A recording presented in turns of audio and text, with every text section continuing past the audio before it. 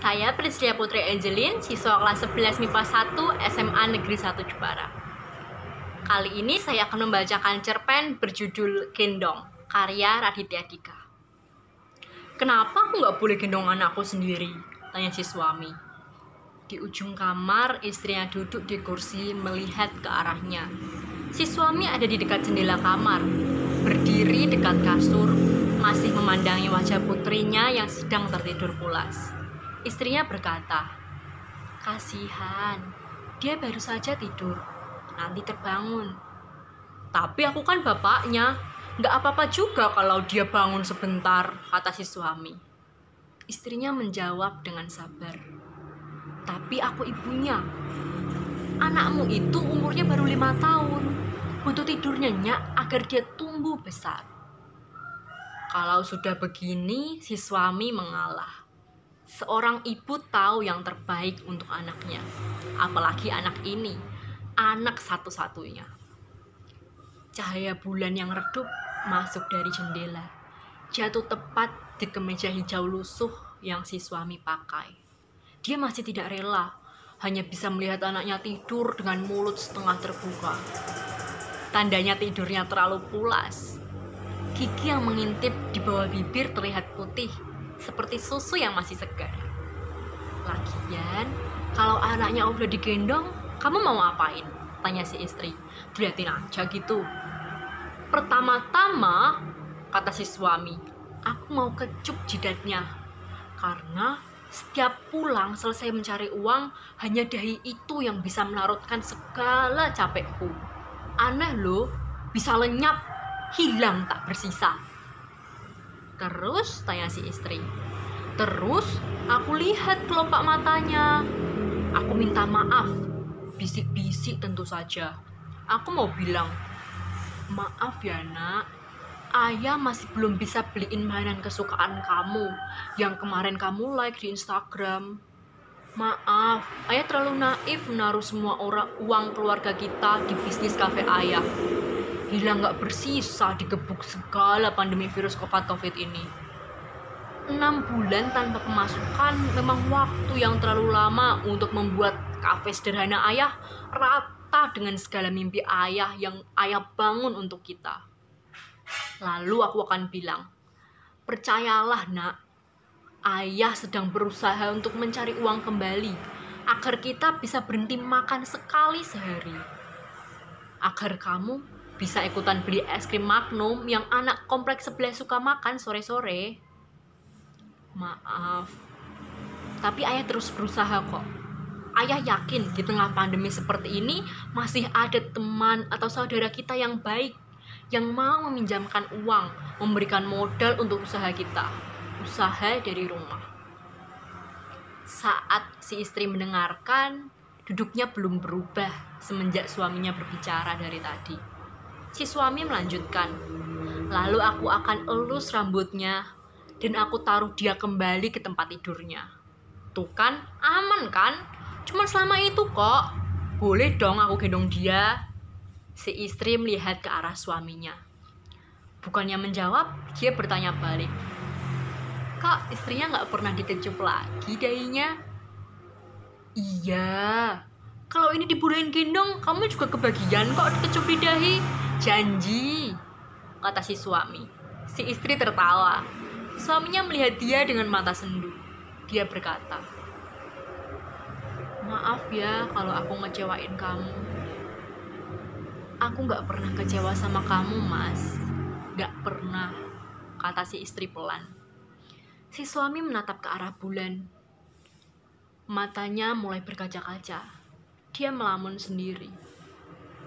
Istrinya membiarkannya. Si suami berkata, "Mungkin seharusnya dari dulu aku dukung kamu, ngembangin bakat kamu ya. Bukan yang ngebuat kamu terjebak di rumah setiap hari begini." "Bakat apa?" tanya si istri. "Nyanyi kan aku gak bisa." "Itu loh, bakat kamu yang itu." "Oh, yang itu," kata si istri. "Iya, kamu kan bisa tuh ngelihat dan bicara sama hantu. Aku lihat banyak yang sukses jadi konten kreator, bikin YouTube, bikin buku, masuk TV. Seharusnya aku lebih ngedukung kamu ya. Seharusnya aku jadi suami yang lebih bisa membuat istrinya nyaman dan meraih potensi dirinya. Ya, minimal bayarin kelas public speaking atau beliin kamera waktu masih ada uang, walaupun dikit. Kamu emang percaya kalau aku bisa ngelihat hantu? Teman, bahkan keluargaku sendiri sering ngomongin aku diam-diam. Aku dibilang halu, tanya si istri. Aku percaya, kata si suami singkat dan yakin. Menikahi kamu berarti aku percaya dengan ucapanmu. Apa enaknya pernikahan kalau ada keraguan? Si istri tersenyum tipis. Kenapa sih kamu selalu bikin aku senyum? 1 detik berlalu. Mereka diam dalam nyaman. Kamu ingat terakhir gendong aku?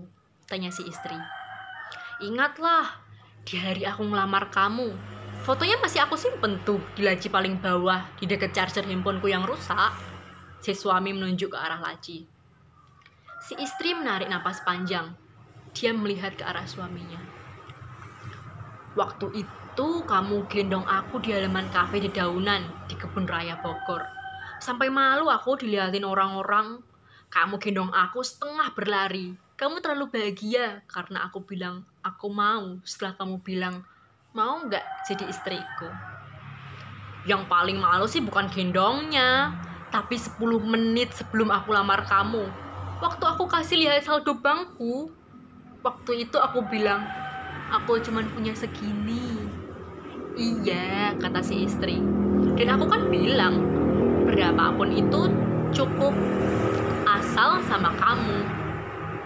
Aku masih simpen loh tes pack yang dulu, lanjut si istri. Video pas aku nangis masih kamu simpen nggak? Masih banget. Aku post di second account aku. Nggak ada yang tahu. Itu loh yang biasa aku pakai buat order sambal teri goreng kesukaan kamu. Yang penjualnya nyebelin itu loh. Dulu kita masih punya uang ya buat beli hal-hal kayak gitu, kata si suami. Maaf ya, kamu pasti kecewa sama aku.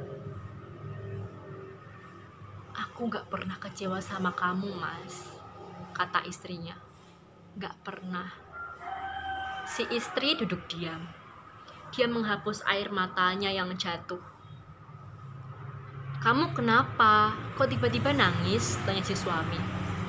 Enggak kenapa-kenapa, kata si istri. Si suami kembali mendekati tempat tidur. Dia melihat anak gadisnya masih tertidur pulas. Tidurnya tidak pas. Kepalanya justru ada di antara bantal dan boneka kesayangannya. Anak umur segini memang sering bikin takjub. Aku mau gendong dia, kata si suami. Jangan, kata si istri. Nanti dia bangun. Suaminya menggeleng. Enggak, aku harus gendong dia. Ngelihat dia tidur begini aja kok rasanya kangen banget. Si suami mendekat ke arah anaknya. Dia lalu menjulurkan tangannya. Tapi tubuh anaknya tidak terangkat. Si suami mencoba kembali mengambil anaknya. Kali ini dia sadar apa yang terjadi. Tangannya tembus melewati tubuh anaknya. Bingung, si suami melihat ke arah istrinya. Istrinya kembali menghapus 1 bulir air mata yang jatuh. Dia lalu berkata, 3 hari yang lalu, kamu nyoba minjem uang ke temen lama kamu yang jadi pengawas pabrik beton itu. Kamu masuk ke kawasan pabrik, mengabaikan peringatan orang agar kamu memakai helm pengaman. Cuman sebentar kok, kata kamu waktu itu. Di tengah-tengah kamu berjalan, kamu melewati sebuah tiang beton yang mau dimasukin tali sling dari sebuah kren. Tiang itu menggelinding, dan seperti takdir yang selalu tepat waktu, tiang itu menimpa kepalamu. Hening sejenak. Si suami meraba kepala kanannya. Ada bagian yang pecah, remuk, membentuk cekung ke dalam kepalanya. Hangat, Dia tidak berani melihat tangannya, karena dia tahu ini pasti penuh darah. Sementara itu, tangan yang lain, tangan kiri si suami masih tembus belakang, di belakang tengkuk anaknya. Si suami melihat ke arah istri. Kenapa? Kenapa kamu gak bilang dari tadi?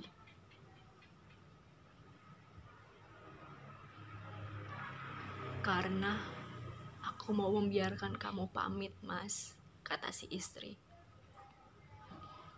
Si anak terbangun oleh rasa dingin asing di tengkuknya. Si anak membuka matanya. Dia terlihat kebingungan. Si anak lalu duduk.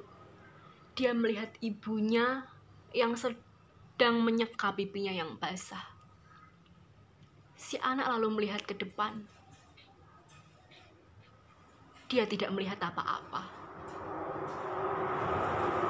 Hanya mereka berdua di ruangan ini dan cahaya bulan yang jatuh ke tembok. Sejenak, si anak merasakan rindu yang sangat deras di dadanya.